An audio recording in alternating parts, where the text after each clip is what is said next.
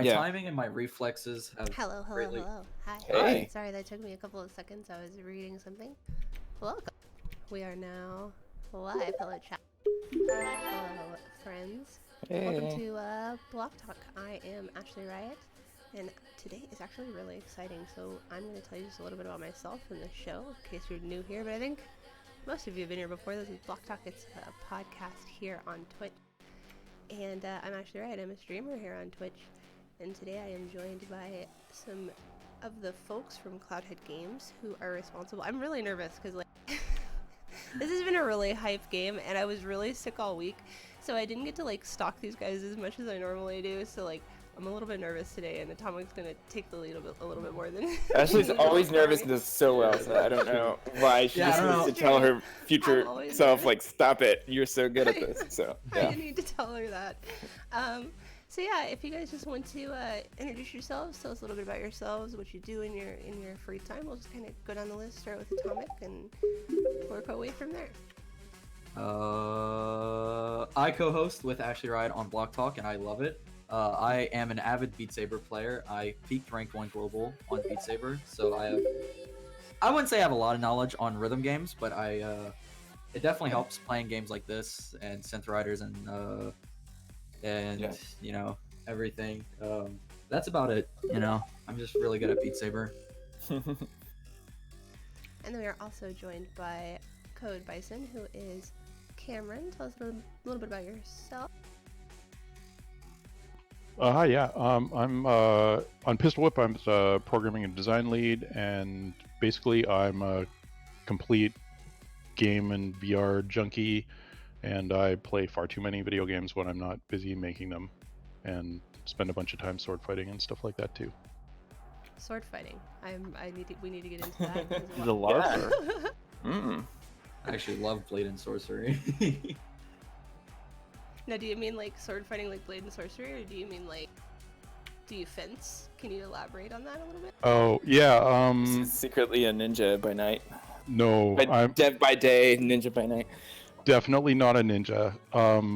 No, more like thug with a big chunk of rusty metal. No, I'm there's a sword fighting club that I belong to, and we armor up and beat the crap out of each other and stuff. And then there's cool. That's really cool. yeah, Okay. it's super fun. How does that work to do that safely? I mean, Are you allowed armor. to tell us about this? Okay. Is there like a Yeah. rule where you're not allowed to talk about? I've never heard of this. We do not talk Our about rule- Sword our Club. sword We do club. What happens in Sword Clubs? First rule of Sword Club: don't talk about Sword Club. Yeah. Where do you guys meet to armor up? Like just in the woods? No, actually, often it's we'll make an arrangement with like an elementary school or something, and we'll use their gym in the evenings and that kind of thing, and it's pretty That's cool. so cool. Dude, I want something like that just to like, you know what I mean? Take out from the week just like on Friday night. There's actually a place near my house. It's you pay like $25 for an hour, and they put like a bunch of chairs and a bunch of stuff to break, and you just go break it for an hour or 30 minutes. How long you pay? That's Yeah. what, really? Oh wow! Yeah. But I mean, I feel like that's part of what these games like Pistol Whip do. I mean, they're so good for getting out just stress the day, and you're able to just go into another world and zone break out. things, and yeah. Listen to music and just like completely zone out, which I mean is like Yeah. an escape for a lot of people already, right? Music, fitness, activity, and video games, and it's just like awesome, which we're gonna get into all of that. So you guys may know Elliot as well, but tell us a little bit about yourself, Elliot. Hey, I'm Elliot, and I helped start the Beat Saber Modding Group, and started the site Beat Saber, beatsaber.com. Do a lot with VR rhythm game communities, help grow them and lead them. Just do a lot of stuff related to Beat Saber and other games. Lots of modding stuff. Yeah. Modding Group. Lots of involvement with like synth writers and stuff like that. Just kind of involved in everything. And then we have Thermyy. Is it Thermyy? It's thermyy, yeah, you nailed it. Thermyy/Antony. Tell us a little bit about yourself. Well, at Cloudhead, then I do social media and blogs and videos and stuff like that, and then I was also lead mapper on Pistol Whip. Very cool. I'm excited to hear more about that. And what else? I don't know. I play games and I like VR. You're and- also really good at pistol.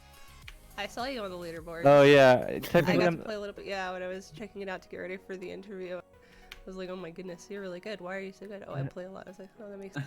Yeah, I used to play a bunch of rhythm games, and I played a bunch of Beat Saber 2 when it first launched. Like I was in the top 200. But Oh, kind of fell off once, PPV1. once the competition got the got heavier. PPV1 Yeah, days. Remember yeah. Happy Song V1 by Hexagonal? My favorite. I was gonna say, like, it'd be fun to pit. I don't know, it'd be fun to, especially at Pistol Whip, like pit Ashley and Atomic, like you guys against the devs at some point. To Oh, see God. kind They of- did. Yeah, we- They faced off against Pesky. Oh, last did you? night, right? Yeah, Yeah. yeah. Oh, very cool. Yeah, it was really. Like all I'm Yeah, gonna we- say is Deadeye is disabled. Right, 'cause he's good at that too. Yeah, I'm they don't terrible use at it. it. My stream like 10 minutes ago. I tried to shoot a still target and I missed all 3 shots. It goes from And feeling like John Wick to like feeling like you're just Like the you first know, time you the ever picked up a worst. gun, it's like Yeah, okay. yeah. You're a yeah. stormtrooper. Yeah. Yeah, that's so true. That's a good analogy. then Embrace you your watch, inner like- stormtrooper. Watch Logan. So like this is Logan. I'm pretty sure this is Deadeye. And he's Logan isn't Ridiculous. human. yeah. Oh man, Thank you it for letting was me use so this cool Logan. seeing his first footage of that. It was just so beautiful to watch. It's Oh, I so know, he's smooth insane. and clean, and his it's I don't know what it like. I think he started out with yo-yos. Is that correct? Yo-yos, yeah. Yeah, and he's just that no way he's level. good at of- yo-yos and fidget spinners. If this is Deadeye, I'm freaking out. Logan is insane. Well, we already know that, but I think yeah. it is. I don't know though. But I'm his, not I guess 100%. his like focus into whatever it is he's learning. So whether it's like yo-yo or, for like Audica, he pulled out things that took like 12 hours to pull off just for one playthrough, and he'll just sit there and Yes, he is very practice it determined. and master it. And No, and it then is he's not. like, okay, He got said it. it's not. now I'm I gonna move on to lied. the next one. He's not that. No, good. yeah, that's not Okay. good. It is aim assist. Yeah. Sorry, but you are very good, Logan. So yes. Either way. So what I want to talk about first is yes, we're here with Pistol Whip, and I am super excited to talk to you guys about all sorts of stuff. And I kind of want to get started with what we already brought up a little bit was your history with not only VR but rhythm games. You know, did you play rhythm games before you started working on Pistol Whip? And if so, which ones did it start in VR? Did it start with you know, Us and Guitar Hero and things like that? Tell us a little bit about that, and we'll start with Cameron. Okay, well this part will be really short because I don't have much of a history with rhythm game stuff at all. I've played like Guitar Hero and Rock Band and whatnot, but the first rhythm game, the only rhythm game that I've ever bought was Beat Saber, just because it's so fun and visceral in a way that the other stuff never quite captured for me. I absolutely suck at it, but I enjoy it, and yeah, there's not really a lot to tell there. Now, did you have VR before you picked up Beat Saber? Yeah, I imagine you've just been kind of in. And so, like, when did you get into VR? What was your first like VR moment? The first time that I got into VR with any seriousness was basically the HTC Vive came out, and I picked one up, and that was when I went in. I knew I had to quit my job and start VR development at that point. So 2016 was a very transformative year for me. That is awesome. And you hear that so Like often, what right? experiences were those? What do you remember? What clicked? I mean, was there like one moment, or it was just kind of over time? Yeah, I did a bunch of research leading up to it to figure out like, okay, what am I gonna, what are the things that I absolutely have to check out. I had a somewhat limited budget, but I knew that I wanted to do this kind of thing. And so I did your standard kind of like, okay, Space Pirate Trainer is awesome. I did Vanishing Realms, and the first episode of The Gallery was also in like the top 10 must-haves at that point. That kind of stuff. So you came after they developed that? After? Yeah, that's you came right. in After that, okay. I joined okay. partway through episode 2. Okay. And If it's if any of you interesting guys to hear that- haven't played The Gallery, it's their other series. It's sort of a in the realm of I guess sort of a mix between almost a Myst and Zork type adventure, more like really evolved story and some puzzles. But it's And then they one of also the have, one of the best. I mean, one of the best in that category in VR. And Aperture Hand Lab as well. oh yeah, that was hilarious. Oh, that was so I fun was to actually work watching on. some. I was watching. Some videos. I was in tears. Some. Who wrote the script for that? That was Valve actually. I wrote the original did they? draft, Okay. but then they came in and they finished off the Oh script. man, we've got some great writers, but yeah, that was really polished and really well done. All right, what about you, Thermy? Tell us your history. I know you touched on it a little bit. You said you were top 200 Beat Saber, which I know everybody's excited to hear about that. So, do you remember your VR moment? Like, do you remember the first time you put on a headset? Do you remember what made you? Yeah, my history with VR is kind of funny, I think. First time I ever put on a headset, I was at a game jam, and it was before the DK2 was fully out. Like someone had early access to the DK2, Wow. and they had it in a back room, and I remember being in the hallway and then hearing my girlfriend. She was laughing from the other room, and I go in the room, and lo and behold, she's in VR for the first time before I've ever even touched one, and I have my heart broken at that moment. But yeah, And I quit my job. exactly. I moved Took out her in the VR woods. virginity. But yeah, and then I didn't see VR for couple years until the mainstream release of it, and I joined Cloudhead, and they let me play a couple games in Rimscale. That was the first time I ever played Rimscale, was when I was applying for Cloudhead, and I played the gallery for the first time, and like that just set the bar so high for me that like that was my wow moment for sure in VR, and that's what sold me. And you then just said I gotta hunt him down, I gotta apply, and I gotta these guys. I mean, it was kind of how did you get with the team, and how did that yeah, so I guess I was in school for writing, and I took a game theory course when I was in school, and the professor I guess liked me and knew the writer at Cloudhead, and so when they put out a job posting for someone to do like blogs and stuff, then this guy, my teacher, was like, Antony will be good for this, and so I Very thought like cool. this is super easy in on Cloudhead, and then my role kind of grew from there. So like I started doing social media and community and stuff like that, and then I started doing design and writing and stuff like that. So what was that like for you because I'm also a writer, and I know what it was like for me the first time. It was like, hey, I will pay you to write about this thing that you love more than anything. And I was just like, oh my god, because that's one of those jobs that people tell you your whole life, like, you're never gonna make any money doing this. It's just not something you can ever do something else. yeah. So what was that like for you to kind of land that at Cloud?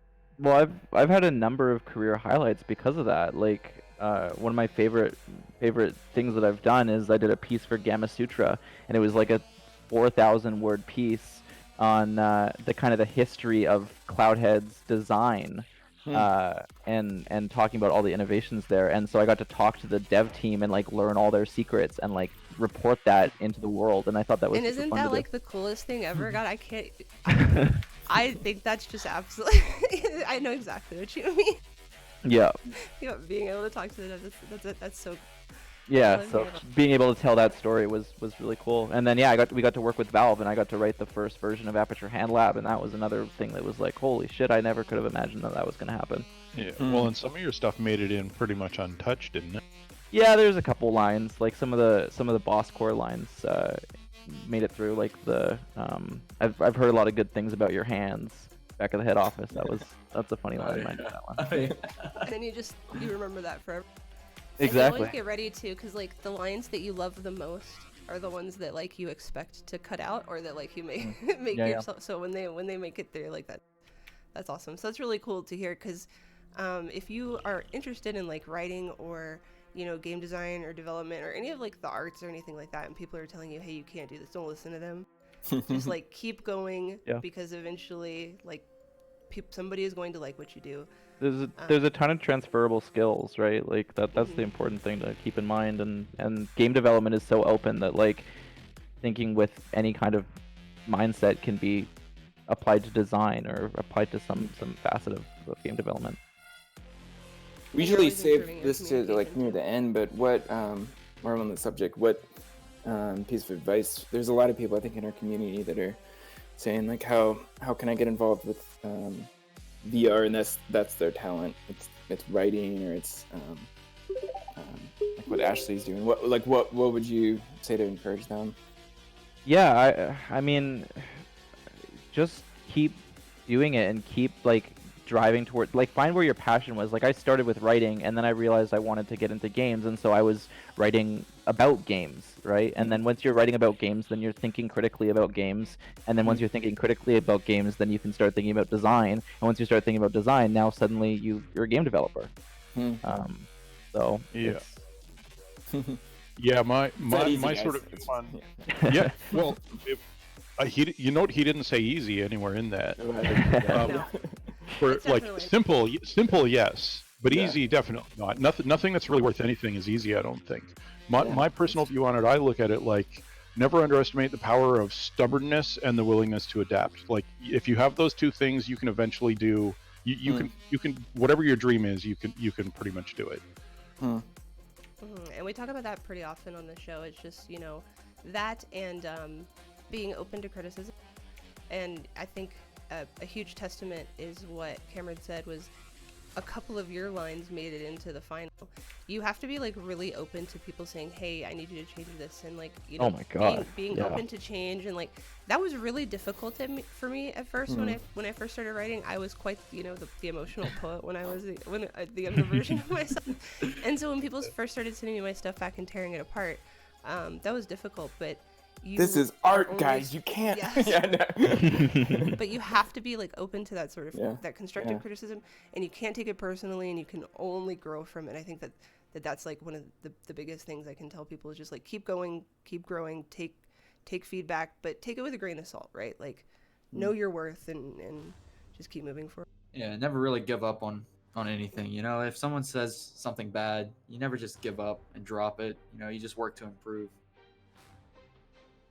So somebody was asking in chat. Yes, let me talk about that really quick. So we are here with Pistol Whip, and they got me really distracted, chat, because we're talking about important stuff here.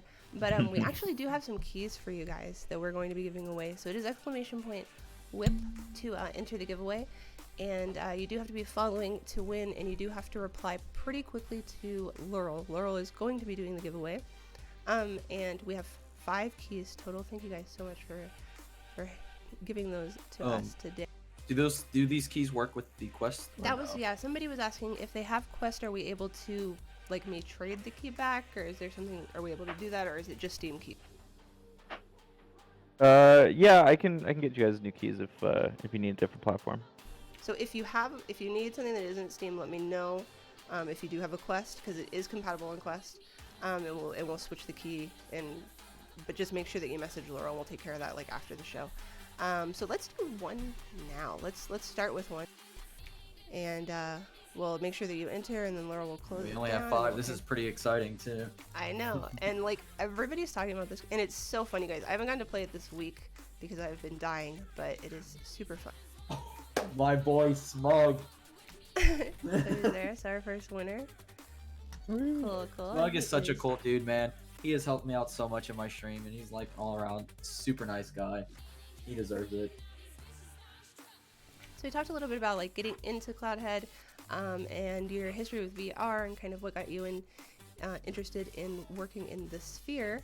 So let's talk a little bit about Pistol Whip. Where did you guys get the idea for this game? I know that it gets referred to a lot as like Pistol Wick, and you know, like John Whip. And so is that the main game for the inspiration, or is that just kind of something that came afterwards? Tell me the origin story.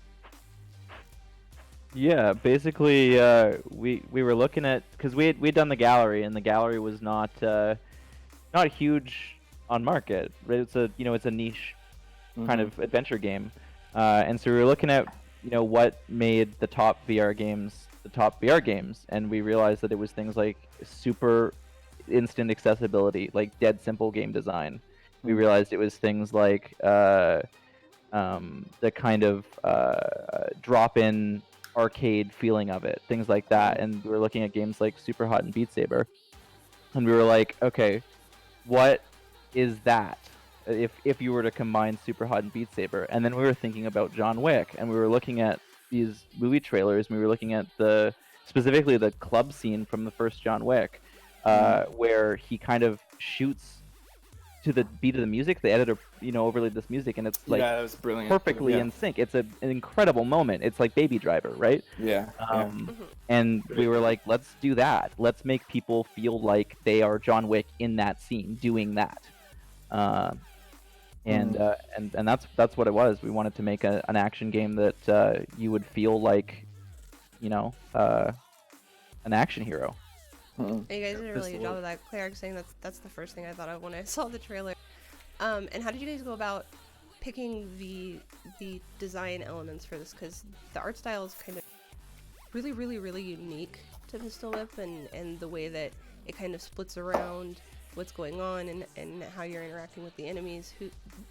What made you guys go in that direction? Can And you that go for that? Oh yeah, sure. So this is a result of a few things. One of the things that we knew, like Antony was saying, we had this thing where like, what's going to be required to make something that's truly going to be out there and playable by a lot of people, like where a lot of people are going to be able to get enjoyment out of that.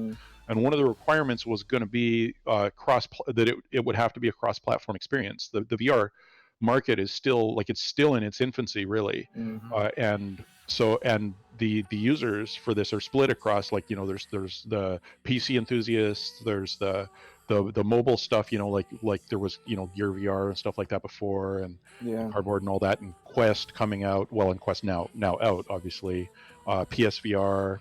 So we knew that it would have to be something that whatever we built would have to be something that we could put on all of these platforms without any of them being like a gimped, dumbed down version of the game. So we knew from the beginning that we'd have to have a somewhat simple sort of from a geometric complexity standpoint, something that was fairly simple.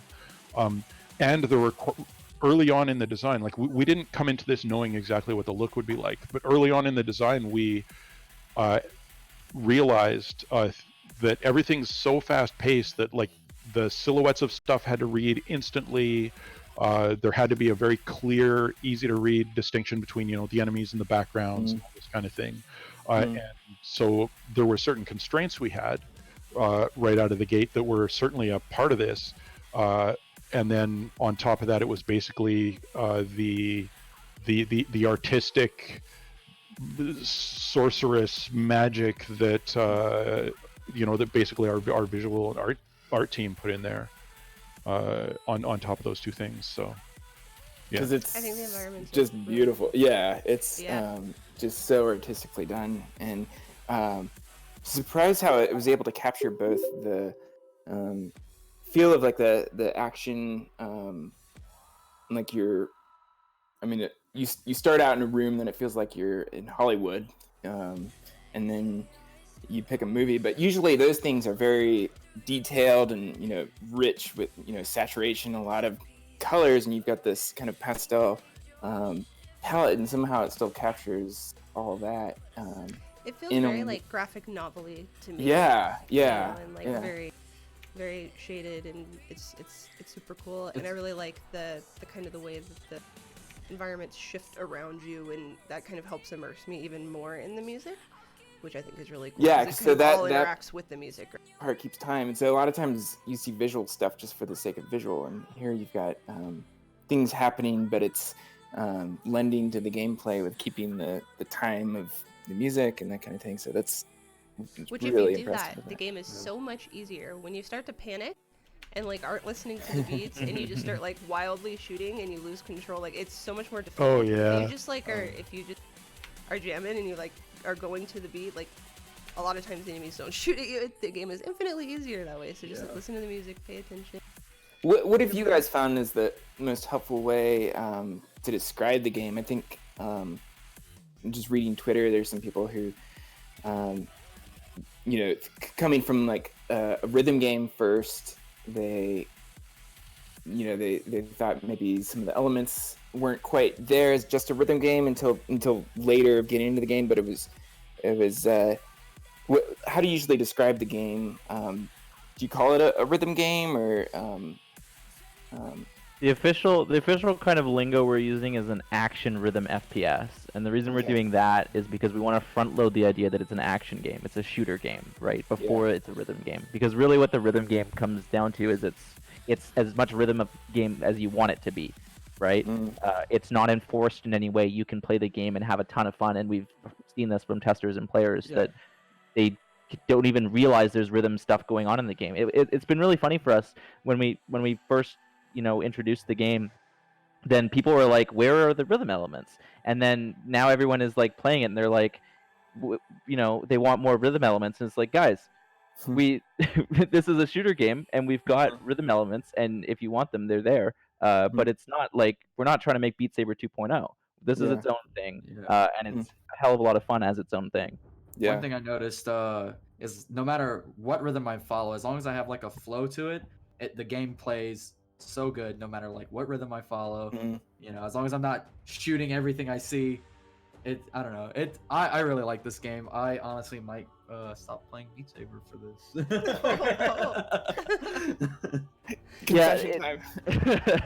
It's that's the thing we love about this game is we and it was a really specific design thing, and Cameron did a great job leading this.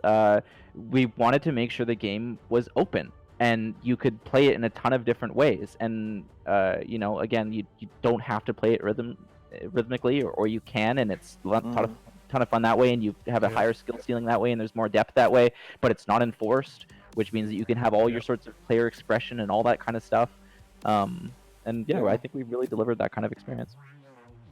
One thing it's been. Oh, go ahead. Go ahead. One thing I've heard a couple of people ask, like, is there a chance that leaderboards there could be more leaderboards that kind of works for those different ways of playing, so that somebody who doesn't care about rhythm can play on one? And we totally have a whole bunch of plans in that avenue to make it so that you can do everything from like, I'm just playing on like the global leaderboards, and I want to see where I stand against like everybody in the world, no matter how they're playing, right down to I just want to compete with the people that are playing the game exactly the way that I am. Cool. We definitely have a bunch of plans for that. Nothing really specific, I don't think, that we're ready to talk about just yet. Okay. Though Antony, we do want to expand. Yeah, that was one of the things that we kind of talked about before the show. The game is very newly released, in early access, so a lot of things are still coming. But is it early access or? It's technically not early access, no. But it's a live service game, so it kind of functions similarly, right? We're going to continue updating the base product and then introducing content as well. Yeah. Okay. So there's still plans in the future, and the general consensus is that you're really open. You want people to be able to experience the game in as many ways as possible. So join the Discord, talk to the devs. They're listening. They're there. They're open to ideas. They're open to feedback. If you have ideas, if you have things that you think would be cool, if you have music that you think would be cool in the game, if you all that stuff, like share that stuff in the Discord, and you can get all that information in. So speaking of like the leaderboards, you kind of want to explain to everybody like how the scoring system works. I know Elliot had made Elliot something. Just did a post about that today. But if you want to kind of like share with everyone, because honestly, I'm still a little confused about it. Like there's sometimes I get like a 176, and I'm like, look, come on. Yeah, basically. Wait, Cam, do you want to explain this? You can do it. Yeah, sure. Go for it. So there's basically two elements to scoring. Three, I guess, if you really want to look at it. So the first one is you get points for shooting people, right? Like that's, I mean, it's what you're doing. So obviously that's what you get points for. You get points for shooting people, and those points basically are split down into two basic categories. There's accuracy, and there's timing. So if you there's a fairly generous aim assist in the game, because of course we didn't want everybody to have to be an expert marksman to play, though you can turn that off if you are an expert marksman and really want to challenge yourself. And so the more work the aim assist has to do to get you to hit the bad guy, the less accuracy points you get. And if the aim assist didn't have to do anything to get you to hit, like if your shot was bang on, then you get full accuracy points. The other side is kind of an all or nothing timing thing. Each eighth note, there's a 75 millisecond before and after sort of window. And so if you hit close to the note, or like to the on or off beat, basically, then you get your full timing points. And so if you hit accurately and in sync with the beat, then you get full points for everything. And if you're not there, then you get somewhat less. That's basically it for the base thing. That was a pretty complicated answer. Was it? Okay. I'm sorry. That's okay. 100 points basically is for the beat. So if you're on beat, you get 100 points, and the other 100 points is determined by how much the auto aim helped you. So if the auto aim helped you a lot, I'm just trash at it, right? Exactly. If you got a 98, that means that's not bad actually. 98 means really high accuracy, but it means you were off beat. Yeah. And so and it also you always get full points if you pistol whip somebody. And then on multiple hit enemies, if you like pistol whip and shoot them, it splits it up. So like you get the 200 and then whatever it is that you get from the shooting, and right? Is that correct? Pretty close, yeah. Pistol whip, you get full points for pistol whipping if it's like a good, fairly vigorous strike. But if you just kind of limp-wristedly swing at them, then you don't get full points. Oh yeah, no, you don't get full points if it's pistol flick. It has to be pistol prod. It has to be a full blown. Like you have to let them have it. Your swing velocity does matter. So, are there any musical artists that you would love to see in your game? If you could have anybody. Yeah, what's your dream list of? One of the obvious ones that would be awesome would be to be able to do actually a real John Wick thing, that'd be so cool. like Castlevania, John Wick mode, like that kind of stuff, like the actual tracks from the John Wick stuff. That would be, for me, that would be awesome right off the top. But I don't know, what's your favorite list there? And oh, we lost. Hey, did he drop out? Hey, no, hey, you're back. Hey. I was hoping you wouldn't notice. Yeah, sorry about that. No. What artists would you love to see in our future packs there, Anthony? I honestly have no idea. This is the thing, is where does the audience want us to go? Where we want to go is kind of a collective studio. It sounds like we've got a lot of rock fans and metal fans in the studio, and you don't see that a lot in music rhythm games. We've also got a really high interest right now in hip hop, because that's obviously topping the charts. So obviously there's a lot of interest in hip hop, and it's another kind of genre you're not seeing a lot in rhythm games. But at the same time, I've got a super eclectic music taste, and I've kind of played pistol whip to a bunch of different type of music, and I've played it to Taylor Swift and had fun, and I've played it to Post Malone and I've had fun, and so really anybody we can get in there, and it's gonna be a good time. I would like to see something with 300 BPM plus in this game. I would like to see how that would work.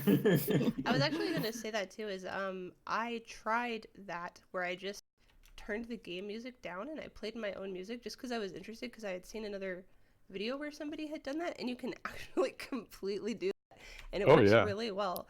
It's actually eerie how well it works if you just kind of slide in your own music. So if you're not feeling it, or I feel like it's just infinite.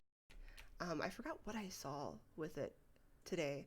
Yeah, Pesky Cashew did a video, and then I actually played with modding it a little bit with the Fallout Boys. But yeah. Yeah, it's kind of our secret custom song thing right now, because custom songs.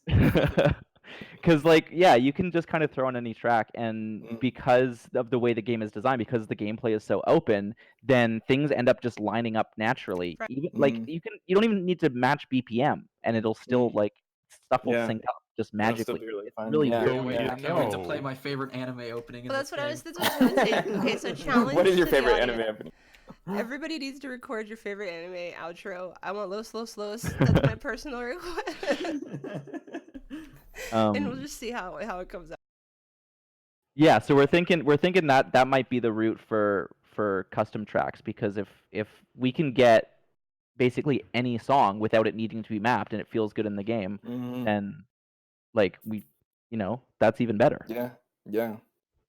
Very I was cool. thinking More it might content, be more cool to even, and it was that same video that you were saying you saw in the last day or so that got me thinking about this. It might be neat to even build in a little bit of functionality that would help you, like, sync with your like with your music app or whatnot. And Because I've seen a you couple just kind of VR visualizer type things that you can just hit play in Spotify Yeah. in the background, and it picks the BPM from that. So yeah, very cool. Yeah, we will gather up. If you guys have questions, make sure you think of them and save them till the end of the show. We ask all the questions at the end, so if we don't go over it, save it and make sure you're here. And we will ask them. So yeah, were there any challenges? I know that you guys said that a lot of the design elements were put in because of your mindfulness to wanting to be inclusive to all of the systems, but were there any challenges specific to making sure that it was workable on the Quest, or was that kind of all handled in early production? Were all your choices kind of made with that in mind? Because it runs so well. I was really surprised. I was how gonna well say, it runs on the Quest. It's so it's great. if you can play tetherless, this game is so good tetherless, because it just feels so good to be able to like spin around and you feel so cool, and you look really cool while you play. I feel like I look really cool while I play. I want to take it to a football field and like actually melee everybody. Like to be honest, I used my it wire. at OC6, and I got to try it on the Quest at OC6, but I only got to play like half a song, and now I play it on the Index, and I'm like, I like am constantly like flipping over my 3-in-1. I mean, I love my Index, but yeah, were there any challenges to making sure that it felt that good on the Quest? Yeah, there were challenges for sure, but it's like we knew that was what we were going to be aiming for from the beginning. So it was kind of like the challenges were sort of up front, largely in the concepting stage, where it was like, here are the constraints that we're going to have to work with. What can we build within that? And the key, I think, was knowing up front what we were doing, like knowing that was where we were going right from the very beginning.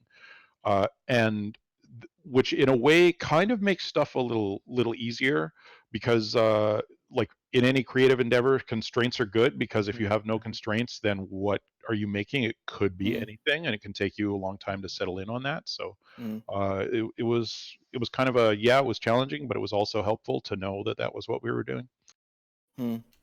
I've seen that happen too. You've seen in a couple of other games where they just set out with stuff, I don't want to name any titles, and it just never comes to fruition, or then it gets rushed. And even VR titles, especially like if the idea is just massive, like No Man's Sky. I said I wasn't going to say names, and then I said one. You know what I mean? And then it got rushed, and then it just wasn't what it should have been or could have been, because there's just such a vague idea, or just trying to do too much with too little time. And that really is the brilliance, just how simple it is. It's and I think that some people might look at it as just I've seen some people say, like, is this just a on rails shooter? Back in 2016 when VR came out, there was a bunch of those, and for me the answer is definitely no. Like it's almost a hidden depth to it, I think. Do you want to expand on that a little bit? But so, like, from personal experience, just playing for a couple weeks now, I mean, it's like layers of kind of depth as you play comes out. I think a lot more. Like it's deceptively deep, I think. Yeah, absolutely, and that's part of like the rhythm game by secret kind of thing that we have going on, right? It again, it is a rhythm game, but it's only a rhythm game as much as you want it to be. But there's like so much of that. So like we find that learning the music and learning the levels ends up like getting you into a deeper flow state, because then you're more familiar and you have more flexibility. And so all this experience actually lends itself to a super high skill ceiling. And then that's even before introducing some of the modifiers we have. Like once you throw on Deadeye, then everything you've learned about the auto aim system goes out the window, and now you're on your own and you have to almost relearn the game.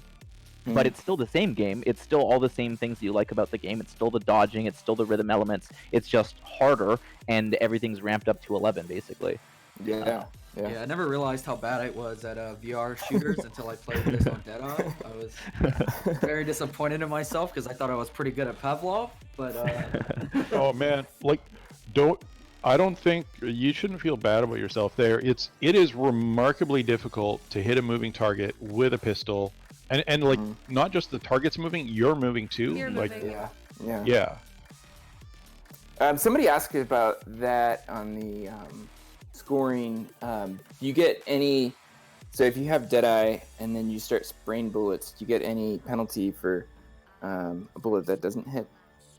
No, we had that was one of those things that we thought was probably going to be fun and whatnot, was to actually count accuracy and stuff, because you don't see John Wick just willy-nilly spraying bullets everywhere, right? Like he tries to make them all count. But it felt kind of too punishing and counter to the fun of the game and being able to just kind of do what you wanted. So we ended up cutting that out pretty quick. So I saw it reminds me of a tweet that I saw today, actually, of one of my friends. He bought the game. His name was Cora, and all he did was just spray the trigger at everything he saw, and he was getting like some max points and then some like 50s. And Yeah, exactly. And that's the thing. Like I've played a ton of Deadeye, and the reason that we don't have the reason that not punishing for misses works is because of the beat scoring. So even if you're spraying, you're now losing your rhythm, right? And also you can't you'll need to be reloading more, things like that, and then you're losing rhythm that way. There's just a bunch of punishing just naturally in the game, or punishment naturally in the game if you spray in Deadeye, and so it's super balanced that way. The thing that I find super interesting about Deadeye is it's actually the most rhythmic version of the game, because if you aren't in rhythm, you're gonna get screwed. Totally. I don't think I've made it through a Deadeye run where I haven't got hit unless I'm perfectly on rhythm, because it's that tricky. Because as soon as you fall behind the music, then you're getting more bullets towards you, which just makes everything exponentially harder. When you're on rhythm, as we talked about earlier, if you're on rhythm, then you're shooting enemies before they're shooting you or just after they're shooting you, and you're familiar with the timing of the bullets and all those things. As soon as you fall behind the music because you're spraying and praying and not really keeping rhythm, then it's For sure.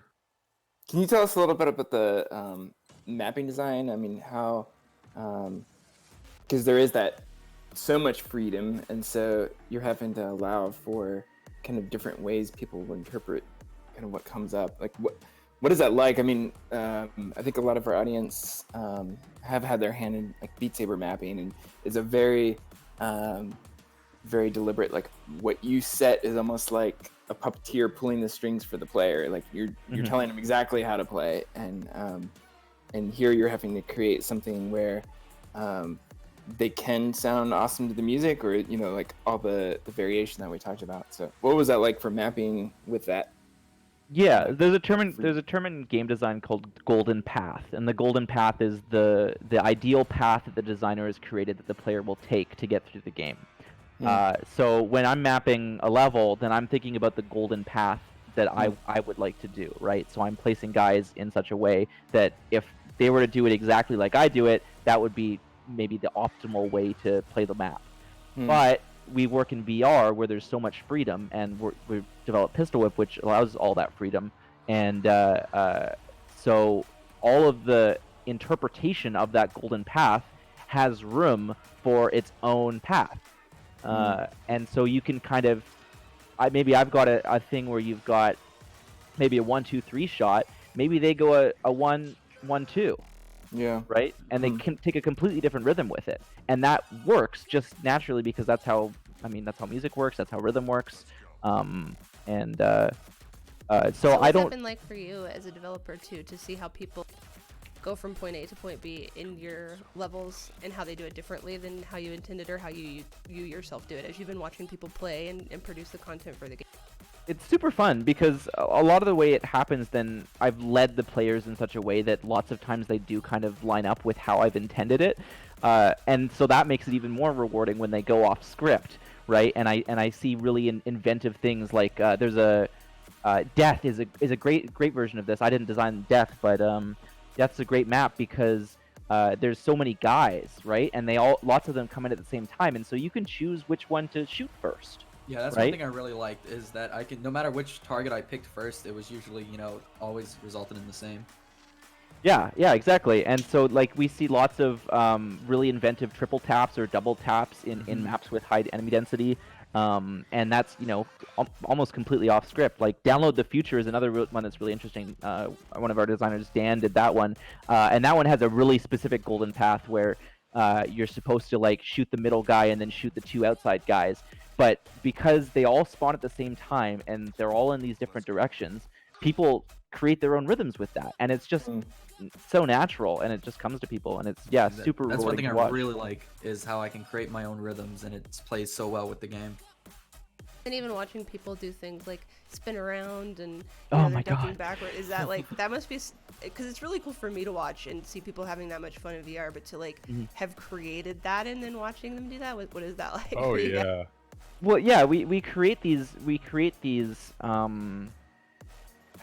like almost lulls in the map, right? And we do that with the intention that you're gonna bring your flourish to it, and you're gonna bring your flair to it, and to see those moments of downtime kind of utilized to get player expression, super great. Like I don't know if you guys have seen we talked about the Logan's video. Yeah, I think you guys showed that one. Oh, yeah, I've Tempex's actually got it video up is right also now, yeah. amazing. I love that one. Which one?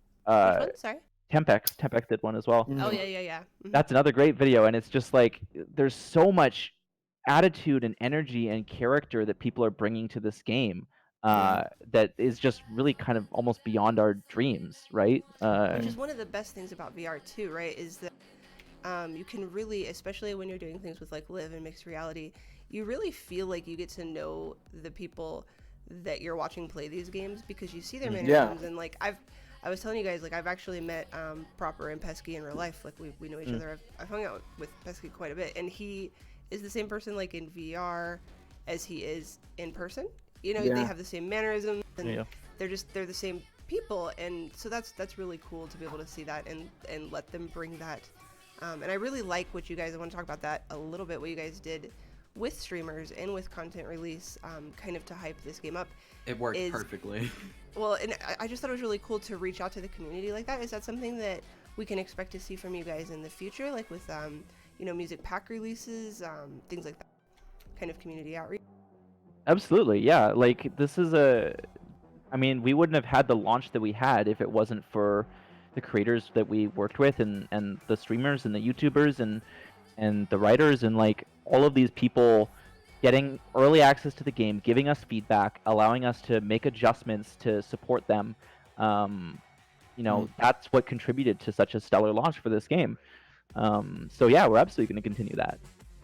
Really cool. So if that's something that you guys liked seeing, if you liked watching people produce that content, if you make content, make sure you join the Discord so that you can keep an eye on like any sort of news or opportunities, or if they're releasing songs and things like that, you can keep an eye on what they're doing.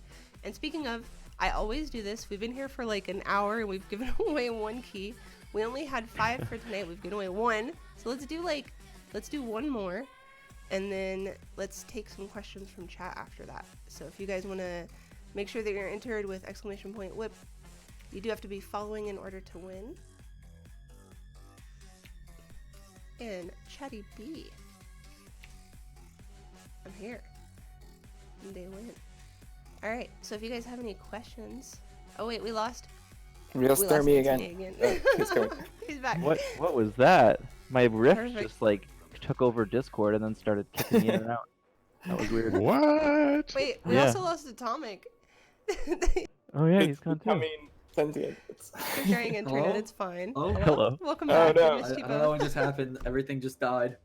It's because we gave away a key and it was really exciting. I Yeah, understand. it really wanted that key. Overloaded the servers. The So yeah, I saw a couple of questions So if Atomic wants to start taking... There's one question I wanted to ask, and is there like any thoughts of multiplayer in this game at all? And like if there is, Yeah, like how's it I was gonna wondering work? that too. Yeah. I don't. So this is one of the things. We've got a roadmap that we want to put out like ASAP, and we've got. I don't know if you guys have seen some of the suggestions. Like a lot of the suggestions that have come online are things that we've already like. We want to do this, and so right now we just need to kind of decide like what things we want to do and in what order. Multiplayer is absolutely one of the things we've talked about in the studio. How could we not? And we have ideas of how we want to bring that online, but it's definitely just going to become a priority of like, you know, what can we deliver and when. Like we wouldn't want to spend a bunch of time on multiplayer and then not get something out for a bunch of time when we could be doing some smaller things and get lots of stuff out rapidly. Well, yeah, and it's all about like how much stuff can we do that's going to benefit all the players the most with what resources we have, right? So like, yeah, it's tough to figure out where that lies in the pipeline, but it is a thing we've definitely been looking. Sweet. Can we get a sneak I'm peek excited for at your couple things on the roadmap that might be coming up? Yeah, sure. Weapon types for sure is something we've Ooh. been talking about a bunch. What else? So like weapon types as in like two-handed guns or A bunch of things. Like it depends on what we decide kind of is the best bang for our buck and getting content out. But Shotgun. like there's like, yeah, people have suggested shotguns, people have suggested melee weapons. So it just kind of comes down to like what we decide is the delivers the sack. I'd like to see a bow Yeah, for for Rambo style. Yeah, that's Or one of the M60. things we've talked about too. That or like some kind of like all throwing and chopping kind of stuff, like, you know, throwing weapons and whatnot. It's there's a lot of stuff that could be really cool here. If you've seen the latest John Wick, there's like a throwing knife sequence. We all went on a company retreat and watched that scene, and yeah, that would be amazing to get something like that in. I actually hadn't seen John Wick until playing, and then my wife watched it, and like immediately afterwards, I was like, "Listen, I gotta play like Pistol Whip a little bit. I have to do this." I watched. No, it's actually Atomic and I actually started watching it too because I have never seen John Wick. I know I've never seen any of them, and so I was like, I have to watch this for research purposes, and I was dying for 3 days. So we started the trilogy because of Pistol Whip. That's awesome. Yeah, I watched the first John Wick when it came to theaters, but I didn't watch the second one until like 2 weeks ago, and I really want to watch the third one now because the second one was so good. We were huge fans of Baby Driver, and like I didn't realize there was another movie that kind of played with that same style of music and rhythm, syncopated like right on the beat of the song, and that was just a lot of fun. It's a little bit less overt in John Wick, but like it's the movie trailer vibe, right? Like I keep referring to like playing a Pistol Whip level like being in a montage, because it's like this action movie sequence that's synced up to music, if you play it that way. And that's what modern movie trailers are, right? You look at like the trailers for Fast and the Furious, and like I like there's just these gunfire sounds that are like perfectly in beat with the music, and it's just like this is the feeling we want to get with Pistol Whip. Very cool. Okay, well, I guess we'll start doing some community questions. The first one I saw was from Logan. He said, "Sometimes I've noticed that the timing of enemy shots is different on some runs when I am playing. Is that randomized intended? Is that randomization intended, or is it a small bug?" Let me think. I don't think that. What might? Yeah, go ahead. Oh, yeah, I was just so there is no randomization in the enemy's actions. The only thing that should ever result in them shooting at different times or not shooting is they won't take a shot if they know they wouldn't be able to hit you, like if it was just going to hit a wall or something like that. But other than that, that stuff should be very predictable. So if you're seeing really weird timing with that, we would love to see examples so that we can squash that. If you it's know, you say that you say that they wouldn't shoot unless they hit a wall. If they would hit a wall, But I've actually seen that a couple times where they have shot at me, but it has hit a wall anyway.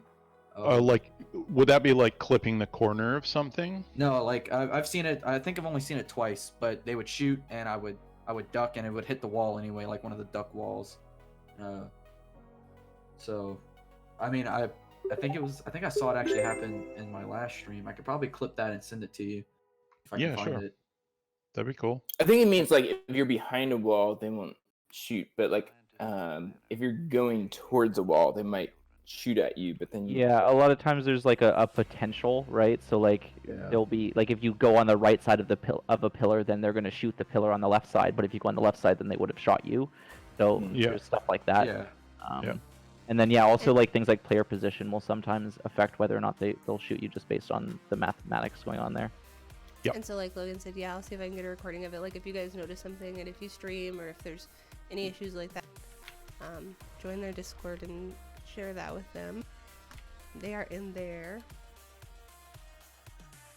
When you map, do you actually think about a specific movie? Like one of these is actually in a movie. Like even the dancing bad guys. Like where did that come from? You got some, yeah. Yeah, the dancers. That was just Dan's idea. He just wanted. My God, He just wanted a little surprise for people. It's a really great moment.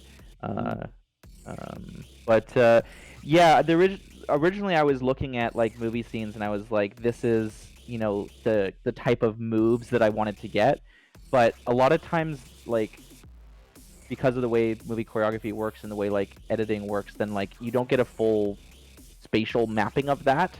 And because you're also moving the entire time, then it's not really like you can like one-to-one create a movie scene. So I was thinking of it more in small engagements. So I would be like, okay, I know I want this engagement. The player needs to shoot left and then right, or right and then left, or I know that I want the player to have to turn their body and twist and then like react to something behind them, or that kind of stuff. So thinking about engagements in smaller kind of sections. Now, if somebody wanted to like choreograph their own sort of like gunfight, like they wanted to reenact some sort of scene, like from John Wick, and like what you're saying here, except kind of moving down a track, is that something? Just because we're going to get asked that, is that something that we have been asked a couple of times? Customizing things like that, is that something that's on your radar? Oh yeah, it's definitely on our radar. And we would love to enable as much like end user creativity as possible with that. It's the only questions about that are like how long is it going to take, and and what form is it going to take. How do we make it user friendly for? Yeah, because there's currently like the tools that are currently used to create stuff are not as nice as they could be, and I can say that because I'm the one who basically made them, so I'm not bad mouthing anybody else's work there. Like I would love to see them become good enough that we'd be super comfortable giving the end users all the creative control that we've got now, but there are a number of challenges between here and there, and it'll be very interesting to see where we get there. But yeah, so definitely we're moving in that direction, and we really want to do do stuff to let people bring their own spin to stuff, but we don't know exactly what form that will take yet, and how long it'll take too. Yeah, it was HarmonX did a good job with early on, I think, releasing some very kind of inside tools just to the community, and it did have a limited scope of who was able to use it, but it was just kind of cool to see them say like, here you go, here's the tools that we made the game with Audica, and then later on they developed like an in-game editor and that kind of thing. But it was a cool thing to see them share, and if anything, like I think the community had a lot of respect to say like, wow, you made all this with this, like that was pretty impressive. It was also really interesting to see like when Squeaksies and when the first mediocre mapper and stuff got made, seeing the community kind of build that and figure out how to create things from nothing. Yeah, because I mean, something that I think mappers say quite often. I've heard Baxter say this, but for a lot of creative people, they say like the mapper is the game that we love the most, and it's that creative outlet of creating things for other players to play. So, Yeah. It really goes both ways of extending the life of a game and then giving a whole new way to play a quote unquote game of just, creating stuff. So those kind of Oh tools yeah, are for cool. sure. Did you guys ever play Audica? Was that ever? Did you any parts of Audica that you found inspiration in for Pistol Whip? Audica, I played some Audica when it came out because I'm like a music rhythm fan, so I was super on board with that. And Audica felt more like the Osu of VR for me. Like it was like too technical in a way that wasn't the direction that we wanted to go with Pistol Whip. And like we tried some of the stuff that Audica has going on, like forcing timings and things like that, and it just wasn't really the direction we wanted to go. So there wasn't a huge bit of crossover there for Pistol Whip. Yeah. So we had Comfy Miku ask, will there be any modifiers to remove the walls from the path? Because I've noticed that in Beat Saber there's a lot of people that were complaining that they couldn't really move around the walls too much, and I think that would also be useful in this game. Yeah, that's definitely a thing that we're looking at. That's basically the super easy, no-brainer thing from a physically limited mobility standpoint of accessibility. We're definitely want to do something about that. We've been doing some thinking about what other things might make sense as well, to make it more, so that other people with maybe I'm colorblind. Custom colors would be great if I could just adjust whatever I want to like the brightness that I want. Yeah, see, exactly. Yeah, yeah. That's all of that sort of stuff is stuff we want to make sure that we can do to broaden the audience there, who can fully enjoy. Yeah, very cool. And on that same vein, one got, I think, kind of swept away. And while I asked this, let's do one more key because I think we've got 3 left. Somebody asked, how are you guys planning on doing song releases? Are you, what's the packs? Is it just going to be like a steady stream? Have you even thought about that type of stuff yet? And so we've got songs lined up, and I think we're gonna kind of dole them out. So it'll be like one here and then one there kind of thing. But I think we're likely gonna go in a music pack direction as well. But because we also have so many broad ideas for the game, game-changing ideas, it's very possible that we would end up doing larger packs that are that include game mechanics and things like that, like expansions, I guess you could call them. It's just a balance of trying to get as much content out as possible between new songs and weapon skins and all of that type of stuff. Yeah, exactly. Balance. Cool, very cool. Yeah. So on the immediate roadmap, basically we've got a couple songs coming out for free, and then we've also got unlockables. We're gonna put in a whole bunch of achievements and unlockables right away here as well.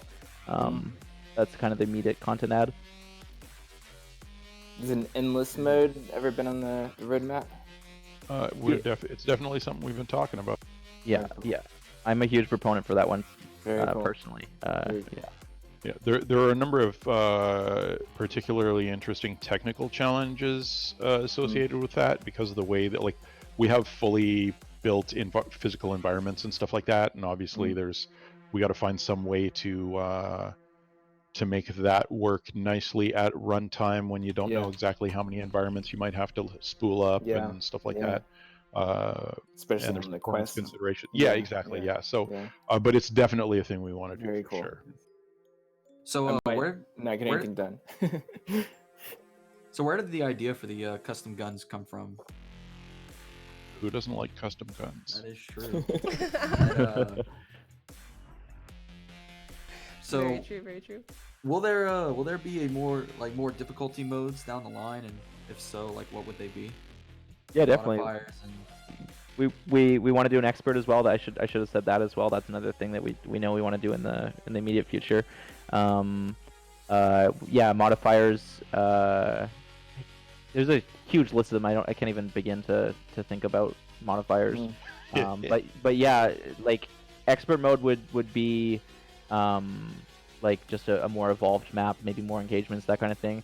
And then I was thinking if we go as far as expert plus, it's actually changes up maps quite a bit if you change enemy shot timings. So if they shoot early or more often, it's actually a super simple change to now change up the feeling of a map. So there's probably a route that way to do like an expert plus once we get expert out the door. Faster enemy bullets, good luck dodging them. Yeah. Enemy secret bullets, who knows? Oh yeah, the secret bullets. Yeah, that's a good one. Yeah. If you have to like swat them away almost as they're coming towards you. Even the easy mode is not exactly easy. I guess like if you're going with the pace of the music. Yeah, that's the hard balance. Is like we find that's why we kind of dropped the rhythm elements from the tutorial. We originally had them in the tutorial, but we were finding that when people were thinking about the rhythm elements right away, then they were playing worse at the game, because obviously the rhythm elements include a lot of patience and a lot of knowledge, and like it's a more advanced version of playing the game. And so we say that like easy is hard if you're going for rhythm, but it's not so bad if you're like playing to survive, right? If you're just dodging and shooting and that's all you're worrying about, then easy is not too bad. But yeah, there's definitely an interesting difficulty curve there. Yeah, that's a good point. So do you guys ever have like consideration for bullet blocking or reflecting using the guns?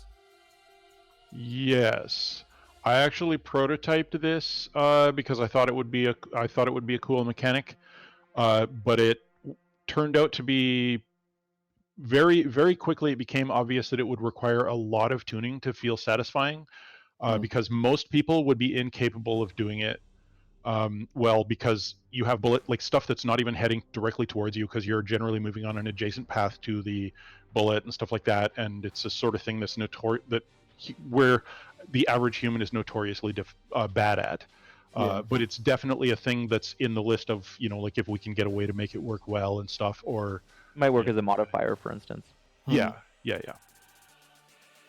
And there was something interesting. I think a lot of people with Beat Saber, especially coming from Audio Shield, just said when you're on the offensive rather than the defensive, it's so much more fun.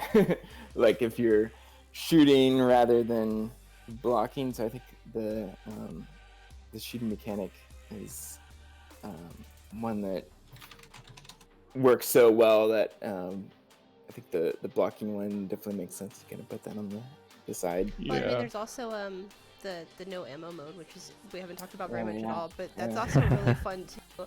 Where you're just like running around punching everybody. That's really super fun. cool. Yeah. One of the modes I really want to. Oh, sorry. Go ahead. Well, I was just gonna say that I love no ammo because for me it's a harder challenge than Deadeye, because at that point you're dodging way more, right? Yeah, it's so physical. And it's much better work.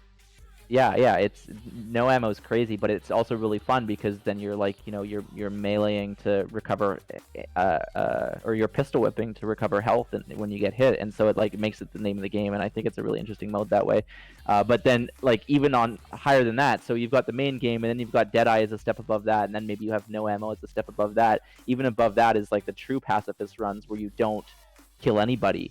And when we introduce achievements, we're gonna have an achievement for a true pacifist run. So we're gonna see people. Oh, that would be fun to try and get.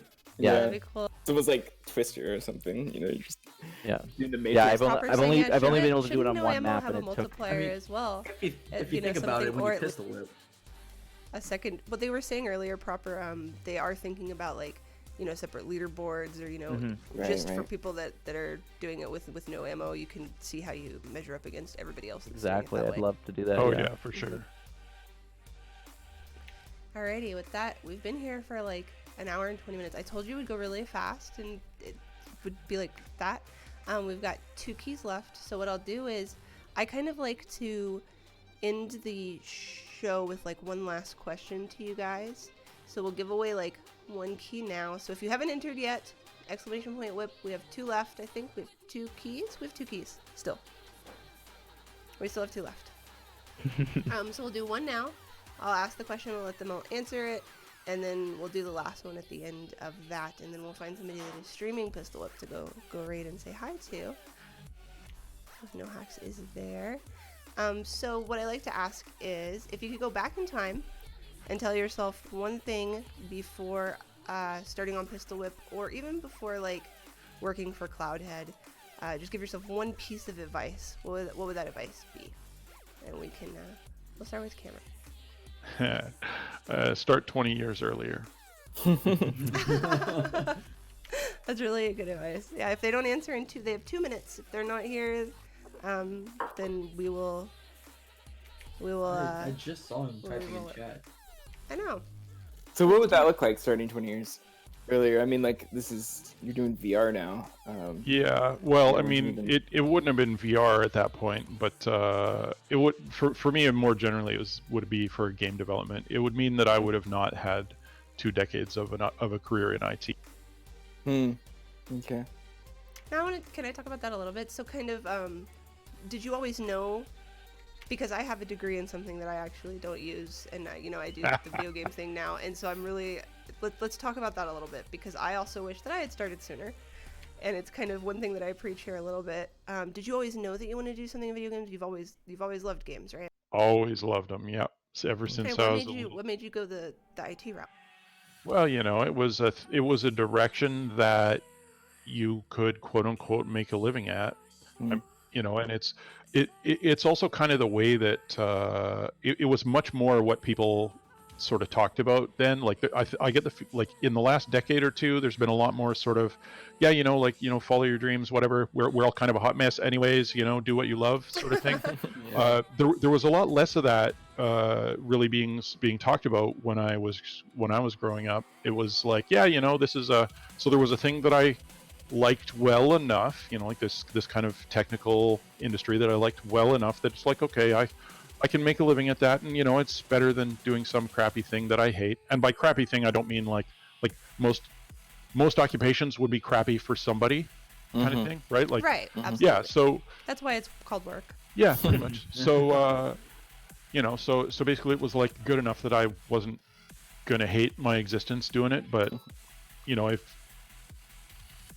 if 20 years earlier I would have realized, what, it'll be hard, but you could do this thing that you love, and that could be your whole life. That could be your thing. Like that would have been amazing. Absolutely, and I think this is so important because I actually have a pharmacy degree, and that's my second job that I do. And I always knew I wanted to be a writer. I started writing when I was like 8. I mean, I have journal entries from just forever ago. And my whole family told me, because my whole family's in medicine, and they said, you can't do that. You can do it as like a hobby. And so I did. I mean, I wrote throughout going to pharmacy school, but I never had time. It was all academic writing, which I guess helped me prepare. But they told me that, I had to do healthcare. That was what made sense, kind of like what you're saying. And I wish I had not listened to them, because they had no idea what they were talking about whatsoever. And I wish I had started sooner. So if you guys in chat, I mean, obviously, just be smart. Don't hurt yourselves. But if there's something that you love, and that makes you happy, like, do that thing, no matter what it is, and no matter what people tell you. Like, keep doing it. Yeah, for sure. And I mean, you might have to do something else to get to feed yourself for a while, for quite a while even, maybe. But if you never quit at pushing in the direction that you want to go, you'll do amazing stuff in your life. And you might find out halfway down the road that's like, oh my god, there's this other thing that I like even more, kind of thing. Like, that'll happen. Like, you totally there's no way you can predict where you're going to end up in the long run and what's really going to make you happy for decades. But if you just never quit at that thing. I like imagine that it's a mountain in the distance, whatever it is that I want. And as long as every day I take, like, this is the corny time of the show. This is where you're really deep and emotional, because we've been talking about video games for an hour and a half. But as long as every day I take a step towards that mountain, then eventually I'm going to get there, right? Yeah. And, like, it may seem like it's taking me forever, but every day, if I just keep going in that same direction, and everything that I do is to move towards that, or like, and I think about the choices that I make, and I'm like, is it going to serve this kind of mountain that I'm headed towards? Yeah. And eventually you'll get there. So. Yeah. And the second part of that is that when you do get to that mountain, you got to find another mountain, because if you sit on that mountain doing nothing for too long, you're just gonna. So yes, That's sad. There's always another mountain, and there's always some place to go. What about you, Anthony? If you could go back and give yourself one piece of advice before starting all this, what would it be? I don't know. I feel like I feel like I tell myself to play more games. Find the time to play more games. Hell yeah. That's really good advice. Everybody wants to hear that. It's like, because there's so much you can learn from, like, and I'm starting to transition into like a design role, right? And so I'm thinking about games in a really kind of different way, and I wish I had like spent more time playing games and learning about more different kinds of games. Like, I've got a really interesting niche, and I play all the games in my specific genre that I enjoy, and I play a lot of indie games and art games and stuff like that. But like, I still haven't played Pavlov. Like, I've been in VR for 3.5 years. I haven't played Pavlov. I gotta play some VR games. You just made a shooter. You can't tell them that. You have to play Pavlov. And I mean, it's a lot like writing too, right? Like the more you read, the better writer you are. So like the more you play, exactly the better. right. Like the more you know. And I mean, that's why we're doing all this work anyway, right? It's because we love games. So like, do what you love. Like play games. When people tell me, like, that's the other thing that people used to tell me, was that I was gonna grow out of games. Look at me now. No, I'm not. I worked really hard to get to this point. Now all I do is play video games all day. So do what you love. Yeah. And with that, we have one more key to give away, and I'm gonna say thank you so much to these guys for joining me tonight. It was a blast talking to you. I appreciate you guys showing up. Your game is so much fun. I'm so glad that people are loving it. Chad, do you guys want to say goodbye to them? Oh, Faith. There's the last one. Faith is gonna win it. Okay, and he is here. That was all 5 keys. So if you won a key tonight, please make sure that you join the Discord. Tell them how much you love the game. Tell them anything that you want to see in the game. Tell them if you hate the game, because they want to hear that stuff too. They're listening. But tell us why. Tell us why. Yeah. You hate Yeah. We need Otherwise, details. they're going to ignore you. And tell me what you think about it as well. If you want a copy, tell me what you thought about it. So I'm gonna mute and deafen you guys. Say bye to chat. Thank you Bye, guys. Chad. Thank you for having us. Thank you guys. Thanks for having us. It was awesome. Of course. Thank you so much. Thank you, Elliot, for co-hosting with me. Thank you, Tommy, for co-hosting with me. Alright, guys. Bye. I'm gonna mute you, and then I'm gonna hop into the channel, and I'm gonna talk to you really quick after I find somebody to raid. Alright, chat. Alright, they can't hear us anymore. So, that was super fun. They were really cool. That was really cool, wasn't it? That was actually really insightful. It was really interesting talking to thermyy, because he's a writer as well, and I got to nerd out a little bit about writing stuff. So it was really cool for me. I was really nervous, but I think it went okay. I'm always nervous. And I was really sick all week, so I did not get to prepare as much as I normally do. So I was really, really, really nervous. But thank you guys so much for hanging out.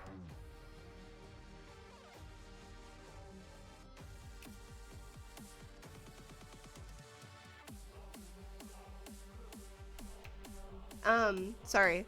I got distracted by something in the corner of my eye. We're going to see if anybody is streaming. Is anybody streaming Pistol Whip? Is anybody streaming Pistol Whip that one Pistol Whip here?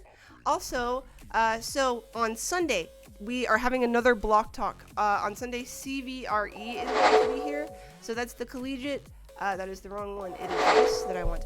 That is the Collegiate League for VR Esports. They are going to be joining us, and we're going to be talking about how you can get involved in that. So if you are interested in joining VR Esports for your college, if they have a team, we'll talk about how you can become a part of that.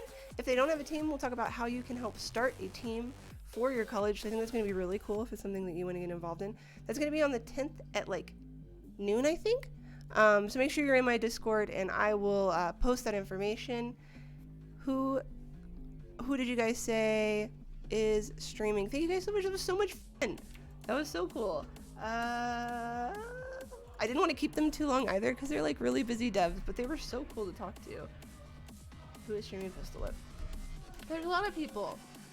Alright, so through Mama Monkey. Stu, yep, Stu is playing. Stu knows what's up. And he's entertaining. That's who we're gonna go watch. I know Stu. You guys know Stu. He's a bro. He's a great guy. We'll rate him. Starts up stream. Wait, are you really going, Logan? How fast can you start your stream? Because if you're starting it right now, I will rage you. Okay. Alright. So we're gonna go say hi to Stu. He's an awesome guy. He plays Space Junkies pretty competitively. He actually won the VR World Finals this year. And he's a really nice guy. So go say hi to him. Spread some love. Thank you guys for hanging out with me tonight. If I don't see you, I'm not gonna stream tomorrow because I'm actually still sick. That's hard to believe, but I am. But I will be here on Sunday talking to the CVRE. So thank you so much to Fire. Thank you guys for the resubs. It's really hard for me to talk to chat when the devs are talking because I don't want to interrupt them. But I appreciate it and I love you. Have sweet dreams. I might get into VRC tonight. I don't know. I don't feel very good. Thank you guys. Bye. If you won, have fun. See you later.